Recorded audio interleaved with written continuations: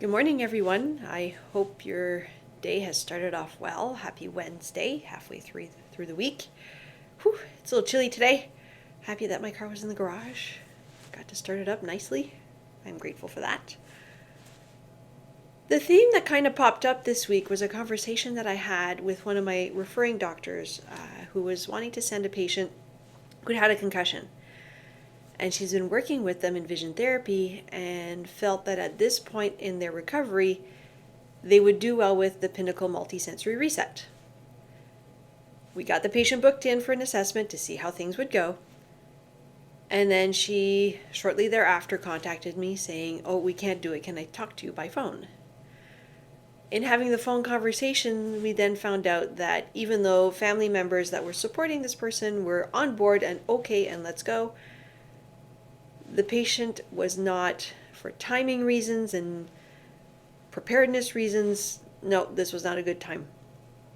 In which case I said, well, if that person's not bought in at this point, we may as well wait until they are, because if we try to force it and they don't think it's going to work, it's not going to work. Which brings me to a book that I would highly recommend everybody read. It's called The Biology of Belief by Bruce Lipton, who is a cellular biologist, studied for years and years cells, how they replicate, what activates genes, what disactivates genes, and really dove down into why do certain genetics get kicked up and why they don't. It was really quite interesting. And the big theory is, and part of it we already know, is environment. Environment will influence what cells do. We know this about how we eat, how we exercise, where we live, are there any pollutants, what kind of stuff do we wear.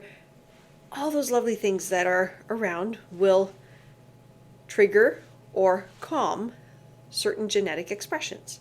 So some people might get certain diseases and some people might not. He takes it a step further where it's not just outer environment, it's also the inner environment, meaning yourself. If we go deeper and explain that, it's basically if you're chronically stressed, if there's chronic worry, if you're constantly in fight flight, what will then happen is the hormones that are secreted, things that are being projected and connected, will affect how the cells express their genetics. It's all about what the chemical environment is around those cells, what gets brought in by the protein portals that then affect the genes. The proteins in the walls of the cell are what regulate the genetic expression. Whoa, kind of cool, right? So it's not just about where you live, but it's also how you live. To take it to the next level, and he does explain this as well, is like this patient who was coming in for referral, if you are not bought in mentally into what you're about to do, whether it's a medical treatment, whether it's a hockey tryout, a sport game, a job interview, if you're not bought in that you can do it, odds are it's not going to work.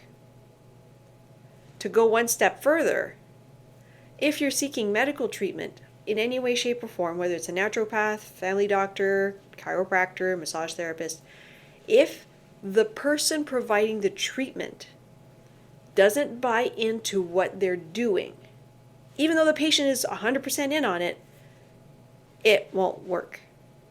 So the belief has to be on both sides, where the doctor, myself, I know what I do works. If I don't buy into what I do, I could see 100 patients and a lot of them won't be successful because I'm not bought in. I am bought into what I do. So whoever the doctor is, whatever treatment plan that they're looking at, if they don't think it's going to work, it's not going to work. That's how deep belief goes. It goes back to a quote that's at least 100 years old by Henry Ford. If someone believes that they can or they can't, they're right. So I challenge you, look into your life. Look into things that are happening. Where is it that you're bought in and things seem to roll a little bit better, or where is it that you're not and things don't? Or on the opposite side, who's the person leading you down a certain road? Are they bought into what they're trying to help you with? And how well is that working? And while you're at it, give this guy a read. This is a second edition, so he's got extra information in there, but I've read it twice so far, and definitely worth expanding your knowledge. Have a good Wednesday, everybody, and since it's so cold, hot chocolate, tea, coffee, something to go with this. Keep you warm. We'll talk to you soon. Have a good day.